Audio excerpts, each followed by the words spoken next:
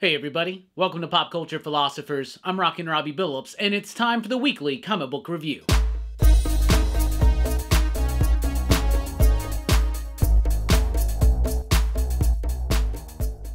That's right everybody, thanks for checking out the video. I am Rockin' Robbie Billups. This is the weekly comic book review. It's the show I read a lot of comic books, and I'll let you know what I thought about them, and we always start with the pick of the week, and this week's pick of the week. This was a difficult decision. There was like 2, maybe 3 strong contenders for pick of the week this week, right? And I had to really think about it. And after much contemplation, I have come to the revelation that what I am choosing for this week's pick of the week, Bone Orchard Mythos, Tenement, issue number 2, from Image Comics, from Jeff Lemire, from Andrea Sorrentino. This book is amazing. I absolutely love it. The Bone Orchard Mythos is a connected series of stories. There have been one-shots, there have been mini-series in comic book form, there have been graphic novels, right? And it is all set in one world where there's this Bone Orchard Mythos. There's something going on. And from each series, you're able to glean just a little bit of information about what is actually going on. And as the series progress, the mystery gets deeper, more rich, and starts becoming a little bit more shocking, right? In the newest series, which you don't have to have read the other ones to get into this one to enjoy it. This has got a really great premise, some really strong characters, and just a really great comic book, right? It is about an apartment building that's kind of dilapidated, it's a little bit run down, and there are some tenements. There are some people, tenants, I guess they're called. They're called tenants. There's some tenants in this apartment building that all have different lives, different problems, different things going on, but they're all connected because there is something spooky and atmospheric as F going on in this apartment complex, or in this apartment building. I loved this issue. I thought it was amazing. What Jeff Lemire brings to the table, which is this like bittersweet sense of melancholy, of life, of everybody having their own struggle, of guilt, of shame, of remorse, of hope and optimism. It's all there, baked perfectly into all of these characters. They all have distinctive voices, distinctive visions, and distinctive problems, right? But then you add in the artwork from Sorrentino, incredibly atmospheric. Great composition, a great use of black. It really accentuates the mood and the tone. There are moments in this book where the composition goes crazy. It helps help the book reach to an impactful climax at certain moments. There is one bit in this book I really wish I could show you, but it's a total spoiler. But when it happened, holy cow. I've said this before when Gideon Falls was being published, which is also Lemire and Sorrentino, that they were able to actually somehow produce, I guess, the comic book equivalent to a jump scare. It's not something that's going to make you leap out of your seat or anything, but it is something that makes you go, oh wow. Oh wow. Really cool stuff. Great technical craft behind this book. Tenement, issue number 2, from the Bone Orchard Mythos. That's the pick of the week. But very, very close behind, incredibly close behind, is World Tree issue number 4, which I do declare as the best issue of World Tree so far. I loved this book. Just like what Sorrentino is doing with Bone Orchard Mythos, that's what Alvaro Martinez Bueno... Nope, it's a different artist. I'm thinking of Nice House and Lake. Fernando Blanco. That's what he is able to bring to the pages of this book. Atmosphere, tension, mood, and also technical craft that is producing effect that most comics don't really get in scenes like this. Probably shouldn't flash on that too much. I think there's some boobies on that page. But really great stuff. Masterful coloring, the layouts, the dialogue. You really... No, there's no... We can look at that a little bit more, right? Just a little bit more. Really great stuff going on in the pages of World Tree. We're building up these characters. We're fleshing out this story. This issue really solidifies a lot about what is actually going on in the pages of World Tree. So if you've been reading this book for 3 issues and you're like, there's something there, but I'm not quite fully sold on it yet, definitely pick up issue number 4 because it really raises the tension and the stakes to another level, explains a lot of stuff, and has an ending that's going to be jaw-dropping for most people. We also have Per Evil issue number 1. This is from Mirka Andolfo, Laura Braga. This book was okay. Mirka Andolfo is a pretty solid comic book creator. I like a lot of her work, but some of her work just doesn't resonate with me. This one didn't really resonate with me either. The artwork is okay. What's the basic story? There's this woman who's connected to a band who has, like, died mysteriously. There's this other random group of people who live in an apartment next to this other guy. He's gone through a tragic loss.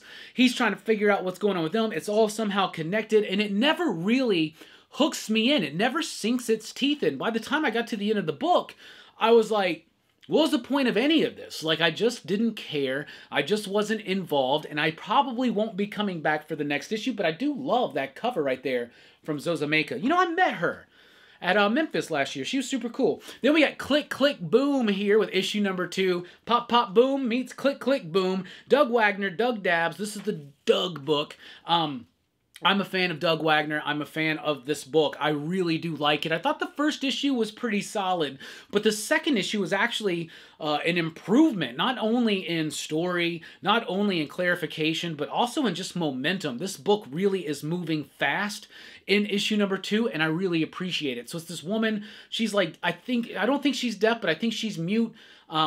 She communicates through Polaroids, right? And she has a father figure in her life who has been murdered, right? Unjustly killed by some organization or some people or something like that. She's after that. So she's kind of like this vigilante almost in a way, and this woman kind of comes across her path in the first issue, and this one they kind of build up that dynamic. They do it in a very funny way, and there's also really great, like, gnarly Home Alone type bits in this issue. So if you liked issue number 1, you're gonna love issue number 2, and if you thought issue number 1 was just okay, definitely come back for issue number 2, because that was awesome. Indigo Children is here with issue number 5. Kurt Pyers, Rockwell White, and Alex Diotto. I really like this book. So this book is about a group of superpowered kids that at some point all had their memories erased. They don't remember who they are. Well, now, in the present day, they start to awaken one by one. They start to get these memories back, their connections back, right? And as that starts flowing up, all these other forces are trying to stop it from happening. This is a really high-octane, action-packed issue that is mostly an escape issue and a setup issue for what could be the finale of what's been a really great book. I hope this continues because there's a lot more in this book to develop. I think this book is absolutely top-notch and definitely worth your attention. Old Dog is here with issue number 6. And it feels like I've read way more than 6 issues of Red Dog, or Old Dog. But y'all remember Red Dog Beer? Stuff was terrible. Anyway, Old Dog by Declan Shalvey. I really love what Declan Shalvey's been doing in the pages of Old Dog. This is a book that I enjoyed at first, but then a little bit in the middle of its run, I was just kind of like, you know, I think this book is going to become skippable for me. But at the end of the last issue, that last issue blew my mind. Some really cool concepts, some really cool twists and turns in the stories. They develop that out further here at issue number 6 and bring this book to a very satisfying point where I have no idea where we're going. And Declan Shalvey is just an absolute master at crafting action scenes and tension. The coloring by Jordi Belair. It is Jordi. Or maybe it's Declan doing his own coloring. Declan's doing his own coloring, which is actually really freaking solid. Great stuff, action-packed, sci-fi, high concept. If you're not reading Old Dog and that's your cup of tea, you definitely need to be. And y'all, check this out. Newburn is back. I forgot about this book. I thought this book was done. I honestly forgot about this book. It's been months since this book has released. This is a Chip Zdarsky, Jacob Phillips book. Newburn is a dude who is like an enforcer for the mob, right? But not in the way that you typically think of. Basically, all the different families hire this dude to be the go-between. Whenever a family has an issue with another family, whenever there's something going on, he's the one to come in there. He steps in, he investigates, he adjudicates. That's what's going on here. But he's gotten himself into some hot water lately, right? And one of the things I love about this book is that even though it's been months and I pretty much forgot this book existed, as soon as I start reading this book, I am right back into this world, right back into these characters. Chip Zdarsky gold, Jacob Phillips gold, there you go. Nightclub is here with issue number 6, the final issue of Volume 1. Nightclub is about these teenagers who become vampires. They decide, yo, we're basically superheroes. Why not be superheroes? They can put on masks, completely cover up their skin. They don't burn up in the daytime. They go out and they live the superhero life. And they're also like YouTube influencers and this kind of stuff, right? So it's got this nice sense of fun. But it really got dark in the last issue where there's another gang of vampires, kind of almost like pulled out of Near Dark in a little bit. And they're trying to be like, yo, you going to join our gang or we're going to kill you. So this is the grand finale. Big, explosive action. A very satisfying conclusion and setup for future arcs to come. Nightclub was something that I thought was okay at first and solidified my enjoyment as it went. Speaking of books I forgot existed, how about Firepower number 25? I forgot all about Firepower as well. I mean, so many books come out every single week, and when a book takes like months off, you kind of forget about it. Has it been worth the wait? Yes. This book is still amazing. I still right now declare this is my favorite Robert Kirkman book because it's not just people talking about their feelings. It's not just people talking about what's going on. This book has action. This book has really great martial arts kung fu action with amazing artwork from Chris Samnee, coloring from Matt Wilson. This is an exercise issue that's got a lot of emotional weight to it. I honestly kind of felt like this book had concluded and I just didn't necessarily remember the ending. And nah, everything was left dangling. The dragon's still alive. There's all kinds of interpersonal drama going on between people. Chris Samnee is amazing at what he's doing in the pages here, and so is Robert Kirkman. This is Kirkman's best book. There you go. Scorched is here with issue number 20 from our friend Sean Lewis. Also, Stephen Segovia. Do you hear that, Brian? Stephen Segovia. I like Scorched. I like all the Spawn books. $2.99 cardstock cover. A great cover. Speaking of which, that's J.H. Williams right there. This is a connecting cover. We had Spawn last week in Gunslinger. Maybe we had King Spawn in Gunslinger. Yeah, we have Spawn coming up. They're all four going to make a complete image together when you put them 1, 2, 3, 4. I love this cover, J.H. Williams. I never thought I'd see this cat do Spawn or any of the auxiliary Spawn characters. An action-packed issue brings things to a head and continuously develops this mystery about what's going on with Jessica, what's going on with She-Spawn. Like, I really want to know about that, but there's so much like interesting action and things going on in this book that you almost forget about it till they devote some pages to Jessica. And there's something going on there. So Scorched, one of the best values in comics. Let's jump over to Marvel. We got What If, Dark, Spider-Gwen. All right, Marvel's got this thing. They're doing these What If books. Dark versions of popular characters. And they're bringing in old school creators to kind of help out with it, right? So they had the Loki one a couple weeks ago or last week or whatever. Walt Simonson wrote it. I didn't really like it that much. And it was kind of like a new take on a classic What If story. What if Loki possessed the hammer of Thor, Mjolnir? That's kind of what's going on here. What if Gwen Stacy lived and Peter Parker died? Now, we've seen this story before. This is a what-if comic, but this is done a little bit differently, and it wasn't actually bad. It wasn't bad at all. I actually enjoyed this. We have Jerry Conway as a co-plotter here. We have Jody Hauser doing the scripting, and the artwork probably does leave some stuff to be desired, but it almost does kind of have this classic feel. But basically, Spider-Man saves Gwen, but dies in the process. Gwen's trying to figure out what's going on, what she needs to do, how she can get revenge on Norman. And this felt like a very classic what-if tale where it gets dark, it has that twisted ending, and it was very satisfying. It's not the greatest comic book you're going to read this week, this month, this year, your lifetime. It's not. It's not at all. It's not. But it was pretty satisfying. So there you go. Ultimate Invasion is here with issue number 2. Loved this issue of Ultimate Invasion. The maker has decided to remake the Ultimate Universe, right? And that's what the first issue is about. The first issue was really long and kind of all just set up, so I was ready to get into it. And here, we learn what this new Ultimate Universe is like, and it is completely different. It's not just remaking the Ultimate Universe from like 20 years ago. It is completely different. The history is different. The characters are different. And There's some really smart, clever stuff going on in here, and at the same time, it's just a great, solid comic book. Decent artwork from Bryan Hitch, but Jonathan Hickman, his concepts, his ideas, his characterization of the Maker and another major character here, and just some of those ideas blow my mind. I really like it. I'm really excited for what's to come in the future of the Ultimate books, because it is not what I was expecting, and so I'm excited for that. The Incredible Hulk is here with issue number 2. This was also a Pick of the Week contender. Why? This book frickin' rocks, y'all. This book is awesome. It might be 2 issues in, and I know, 2 issues in, we really got to reserve some judgment here, right? So take all this with a grain of salt or 2.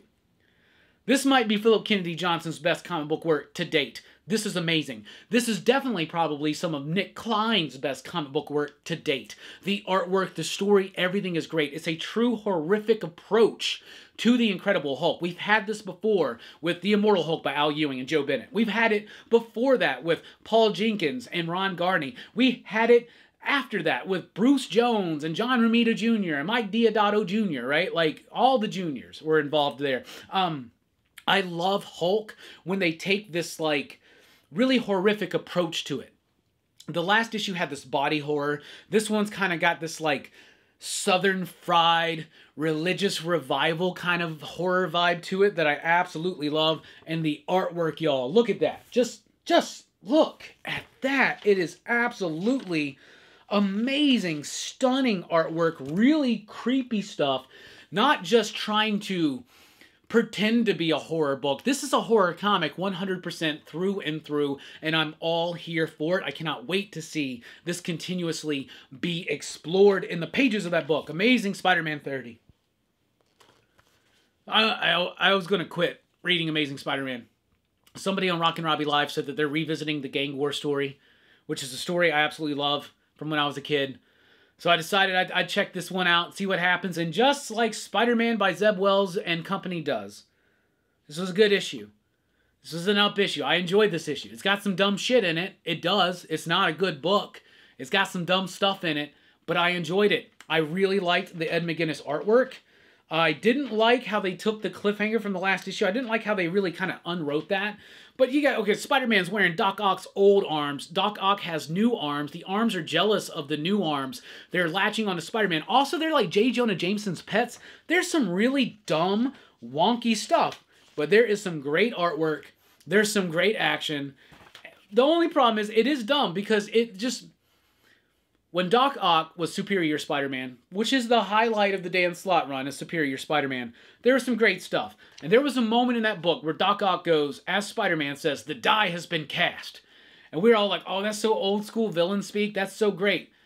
Now everybody does it over and over and over and over and over again. And they do it here like multiple freaking times. It's really upsetting. That being said, art was great. Action was great. It's interesting. It's dumb. It's dumb as shit. It's an inconsistent book, is what it is. The Avengers is here with issue number 3. I was liking what Jed McKay's been doing with the Avengers. I thought issue number 1 was a really cool first issue, new team, introduction, all that kind of all that kind of jam, all that kind of jazz. Jam, jab, jam. Who cares? It doesn't matter. The Avengers number 3, though, was a disappointment for me. I didn't really like this one that much. There's these, like, new characters, the City Slayers, this race of ultra-terrestrial or extraterrestrial beings who defeat cities, right? And the cities, like there's the City of the Dead, and there's this city and this, and they all have different approaches, and it's all clever and it's all cool, but everything else around that, aside from that, was just kind of like boring. It just wasn't really exciting, and the artwork was incredibly weak in Avengers number 3. It felt rushed, it kind of felt sloppy, and the book just came across with some really big concepts, came across rather mundane. Then we have the excellent issue number 5. This is the final issue of this whole series for now. And I'm really glad that Marvel, someone at Marvel, had a great idea. Hey, let's bring Pete, Mike, and Laura back to revisit their X-Force Ecstatics days with this whole excellent thing. I've enjoyed this. I've said this before. It's probably one of my last chances to say this. This book was speaking about, like, reality, star status, and social media, and this idea of everybody kind of like having a projection out there on the internet of like their perfect, like, I don't know, their perfect guise or mask of who they are and what they want to project out. And The X-Force Ecstatics run by Milligan and Allred, that was doing that like 20 years ago, right? And they're able to actually continue that with the pages of the Excellent. It's quirky, it's fun, and it's got beautiful work from Mike and Laura Allred. Really like this, a very satisfying conclusion. Let's jump over to DC. And from DC, we have Superman, The Last Days of Lex Luthor, issue number 1, a new DC Black Label book. And aside from the Batman White Knight stuff from Sean Murphy and company, we haven't really had a lot of good DC Black Label books. You know, they were all gung-ho about DC Black Label and all in on it when it first launched, and then they just kind of backed off of that as paper prices started increasing and all this kind of stuff. But this book was awesome, and it's also going to get the Smell of the Week. Smell of the Week goes to Superman, The Last Days of Lex Luthor. This is another potential pick of the week. I really loved this book. It was definitely the best DC book I read this week, and one of the best Lex Luthor-centric books I've read outside of the recent work by Joshua Williamson. I love the way he's writing Lex there. This was a really great book. It's set outside of continuity, but what it is this. Very simple. It's written by Mark Waid, and the story is Lex Luthor has found out that he's messed with kryptonite too many times. He's been poisoned. He's dying. He's dying. So he does this big thing, kills a bunch of people to get Superman's attention. And when he has Superman's attention, he's like, hey man, I need your help. I need you to save my life. So that's a really interesting concept because Superman will totally do whatever it takes to save Lex Luthor's life.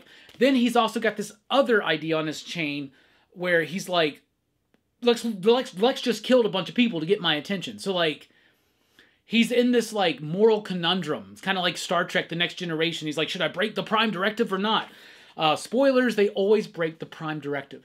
Anyway, Superman The Last Days of Lex Luthor. Really cool story. Great exploration of the dynamic and the relationship between Clark, Kal-El, and Lex Luthor. I loved it. I loved the way that Lex was written by Mark Waid. And I love the artwork. The artwork is by Bryan Hitch, who has another book out this week. Which I will remember in just a second. What was the other Bryan Hitch book that came out? We just talked about it. What was it? Was it a Marvel book? Nope. Yep, Ultimate Invasion. That's what it was. So that's cool. But y'all, let me tell you something. This is Bryan Hitch, inked by Kevin Nowlan. I'm going to say that again so it sinks in. Bryan Hitch, inked by Kevin Nowlan. Is this the best Bryan Hitch work I've ever seen? No. Is it the best Bryan Hitch work I've seen in the last 10, 15 years? Yes. 100% loved the story. If you're a Lex fan, a Superman fan, check out this book. If you're a fan of Bryan Hitch, check out this book. And if you're like me, and like what most of us should be, huge Kevin Nowlan fans, check out this book. Kevin Nowlan's inks on Bryan Hitch are amazing. Then we got Night Terrors issue number 2. I am loving the main series of Night Terrors. It's basically Nightmare on Elm Street in the DC universe. There's a villain named Insomnia, or is it Insomniac? I think it's Insomnia. He's looking for the Nightmare Stone, which is the opposite of the Dream Stone that Dr. Destiny uses in Justice League comics, in Sandman comics, right? So even if you've never read any of that old school Justice League stuff with Dr. Destiny, and you've read Sandman, you'll know kind of the stakes and what's going on. So there's the Dream Stone and there's the Nightmare Stone. The Nightmare Stone is hidden in somebody's nightmares. So Insomnia puts everybody in the DC universe to sleep so we can go through their nightmares and try to find this Dream Stone. And then in the meantime, Deadman has hijacked Batman's body. He's the one who's solely responsible for the most part of solving this mystery, but he needs some help. So at the end of the last issue, he resurrects the original Sandman, Wesley Dodds. Holy cow. And all of the artists in this book, including Caspar Wingard, understand the memo. This is a horror comic. This is what we need to do. It needs to be horrific. It needs to have horrific imagery, which means lots of blacks, lots of really weird psychedelic type stuff. I am loving this book. My favorite pages, though, are the Caspar Wingard pages, because Caspar's just one of the best. Anyway, Night Terrors continuously delivers for me on the main title by Josh Williamson and company. Definitely worth checking out. Then we got the tie-ins. Night Terrors Titans. Not essential to the story of Night Terrors, But if you're reading Titans and you're a Titans fan, this is them kind of going through their shared nightmare of all their insecurities and anxieties. It didn't necessarily work for me, but I don't have a super close connection to some of these characters.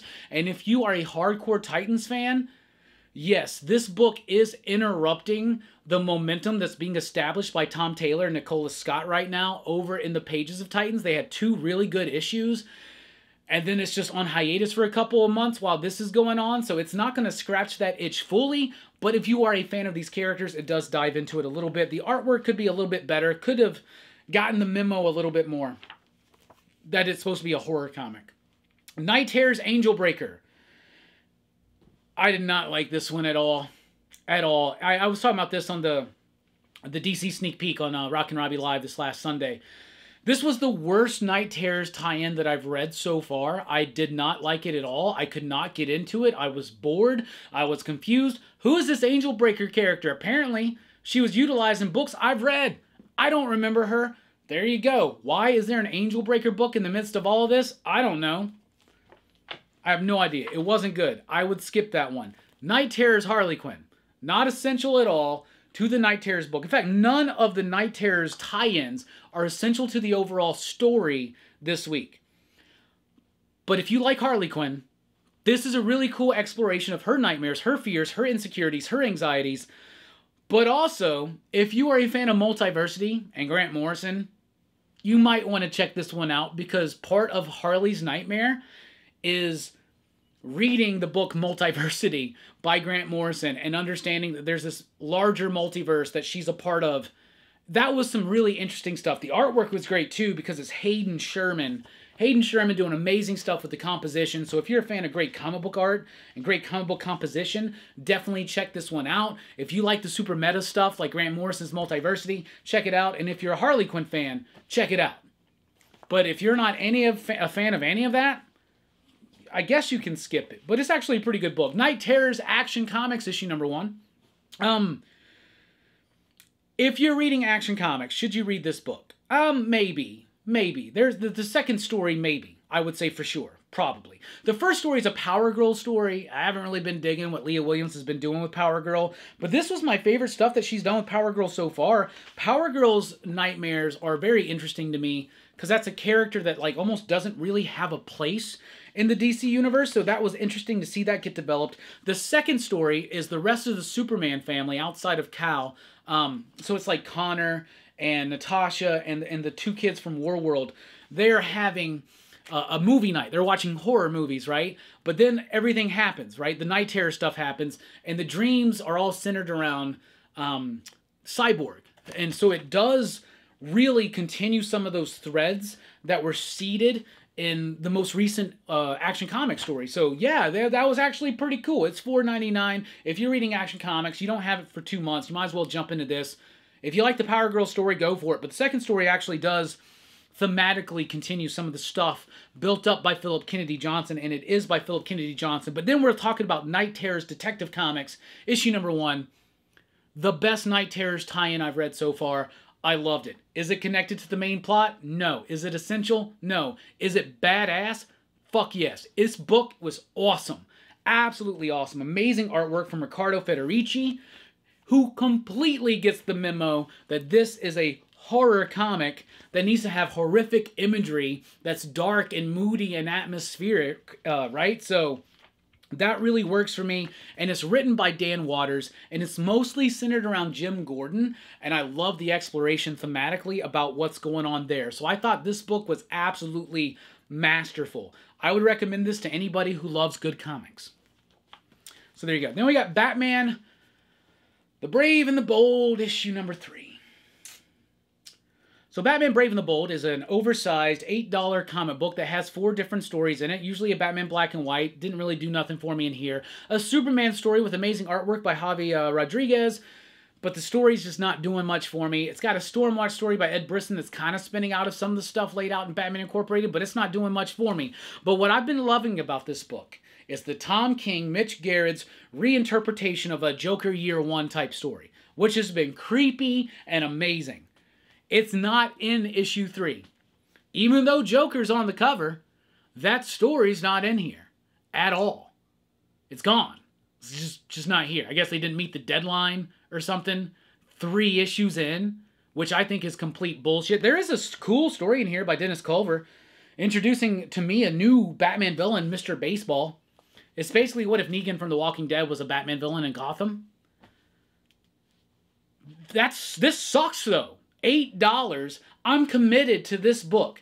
I am sitting here, DC Comics. I'm sitting here month to month on my channel, putting my word at risk by telling people this $8 comic is actually worth it because of this Tom King Mitch Garrett story, and you can't give me more than 2 issues with that one story in it? That's ridiculous. All right, moving on to Boom Studios. We got Berserker. Did he just say make? No, he did. He just threw a comic. Anyway, Berserker, Poetry of Madness. This is a one-shot comic book in the Berserker universe set back in the past. No Matt Kent, a little bit of Keanu Reeves, but a whole lot of Steve Skroce.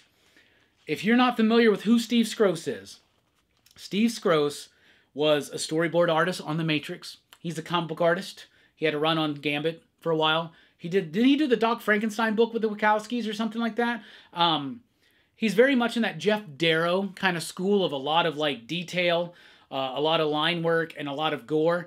You probably are more familiar with him recently from the pages of Clobber in Time, which was like Marvel's newest version of like Marvel 2-in-1, right? And yeah, his artwork is awesome. I love his artwork, and I loved this book. So he's the writer and the illustrator of this insanely violent book and a look at the Berserker's past.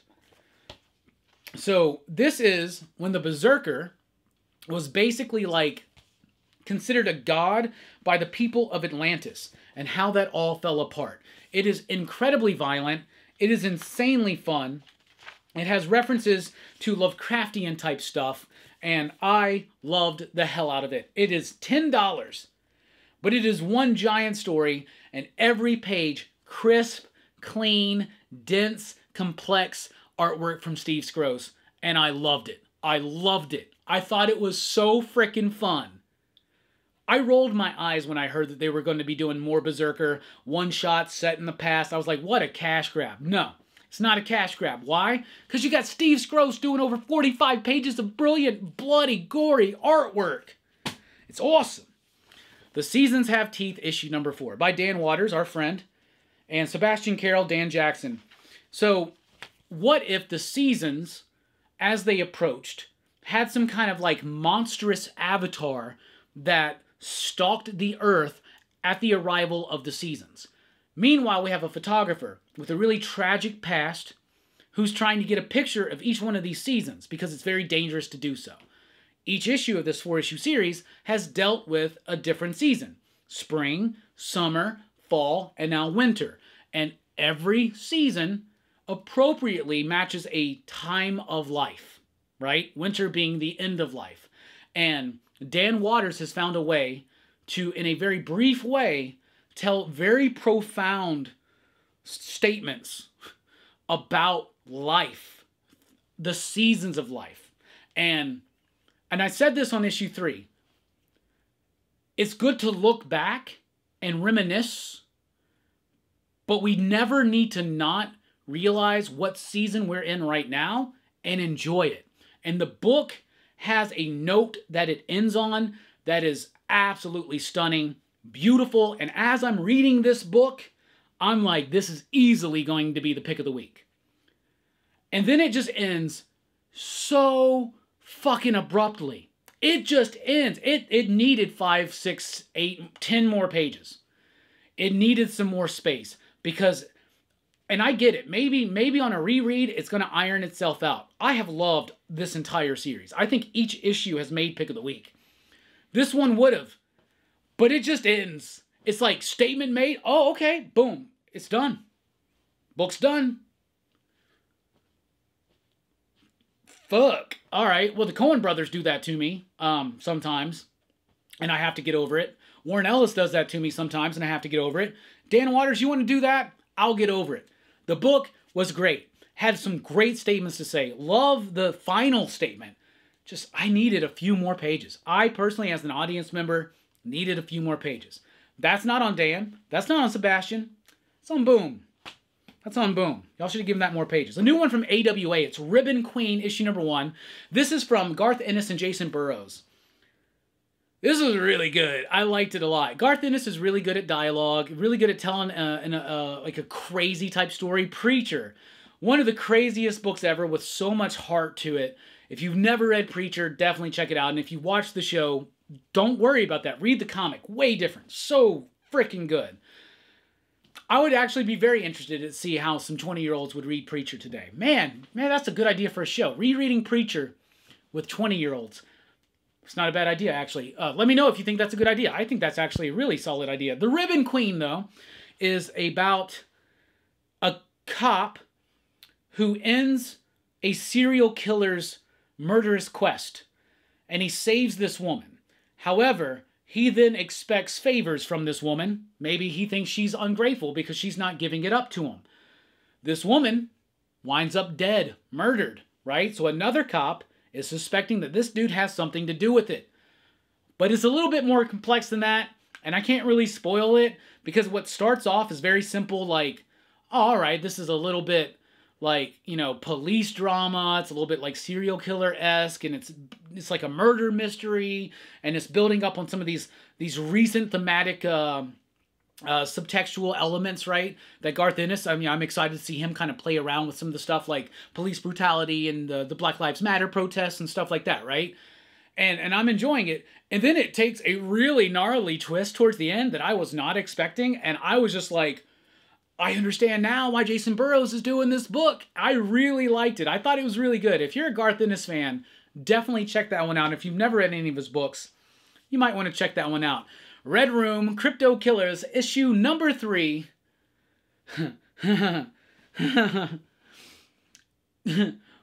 This is the secret history of the origin of the Red Rooms, right? The Red Rooms are murder for fun and profit on the dark web, which are snuff films. Snuff films created on the dark web. And this story traces the roots of it all the way back to the beginning of film, and it's told to us by a character named Q Turturro. It's Quentin Tarantino. It's Quentin Tarantino. So much so that Ed Piskor is writing Quentin's dialogue, Q's dialogue in here, like Norm Macdonald's impersonation of Quentin Tarantino. So while you're reading it, you're like, okay, let me tell you something. Okay.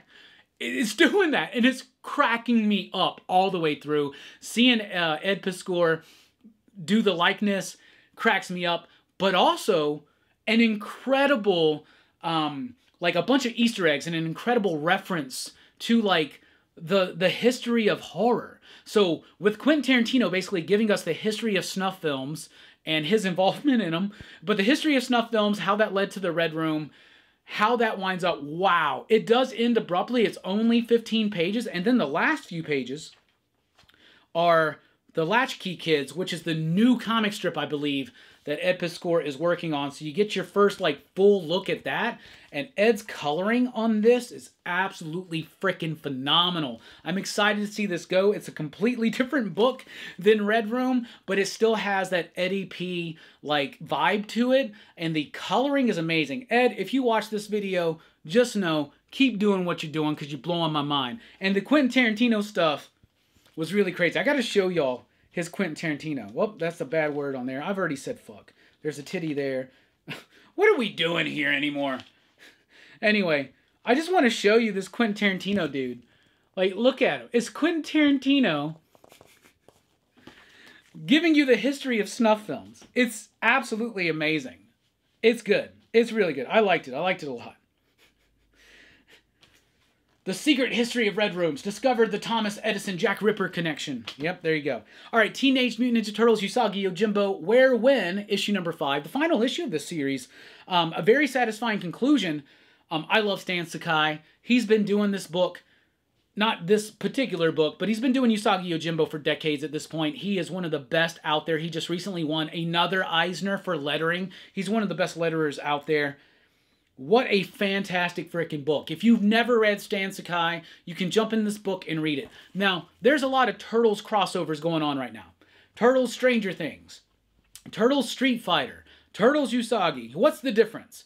Those are IP cash grabs. This is an actual story with actual ramifications to the Usagi Yojimbo universe. And I had no expectation or preparedness for how tragic this was going to be for Usagi's journey. Holy freaking cow.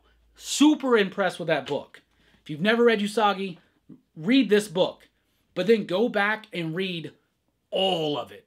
All of it. Start with the Fantagraphics collection. You get a nice hardcover, 2 volumes hardcover. That's like the whole first few years. Then you can get the Usagi Yojimbo Saga trades from Dark Horse. From I almost said from By the Horns, we have Scout. No, it's from Scout Comics. We have By the Horns, Dark Earth, issue number 11, which is actually issue number 19 of By the Horns.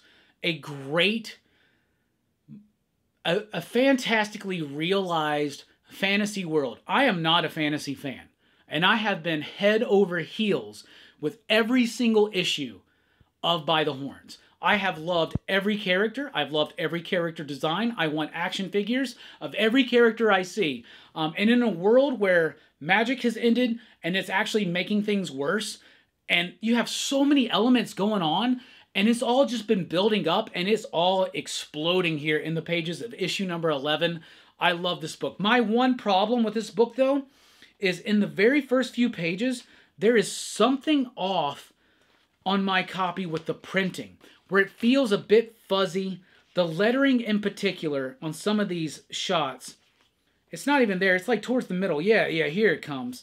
There's some moments where it just comes across as fuzzy, like the printing didn't quite work, but then it cleans itself up. The layouts by Jason Murr are absolutely fantastic. The characterization and the world building from Maki-san Nazo is great. I love this book. I love this book so much. And I'm not just all on this book's nuts to get another quote on the back of the second trade, but, I would like one. That would be cool. Have a third trade paperback with a quote on it from me. That would be dope. I know y'all would want to see it. I mean, Marvel's pulled a quote from me one time from a book that I gave a bad review of. So, I'm pull quote worthy. I am. Just so y'all know. By the Horns is awesome, though. Y'all need to check that book out. All right. Elvira in Monsterland. Number 3 came out this week. But I did miss issue number 2, so I read issue number 2 and issue number 3. Elvira in Monsterland, she's basically going through movies. In the second one, she's going through Frankenstein, the James Whale one, and Bride of Frankenstein. I would have appreciated a little bit more, like maybe the Christopher Lee Hammer Frankenstein, maybe the Kenneth Branagh Frankenstein with Robert De Niro. That could have been cool. You could have played with that a little bit more, but it's very fun. This book knows exactly what it's trying to be. Which is crude, irreverent, and very much fun and reverent of the history of horror. In issue number 3, though, it's the werewolf issue, so we got nods to Lon Chaney Jr. and the Wolfman. We got American Werewolf in London. We got The Howling. We got Teen Wolf. We even got Jack Nicholson's Wolf in this one. So this one was really fun. David Avallone, Cassandra Peterson, they know what they're doing. The artwork is fun. It's cheesy. It's meant to be cheesy. And I have so much fun with it. There's Teen Wolf right there, y'all. Come on. How does being a werewolf make you a better basketball player? Well, it seems kind of self-explanatory to me. Scar, Disney Villains Scar, issue number 4. I love it. It's a prequel to The Lion King, written by Chuck Brown, with awesome artwork, actually, from Trevor Fraley.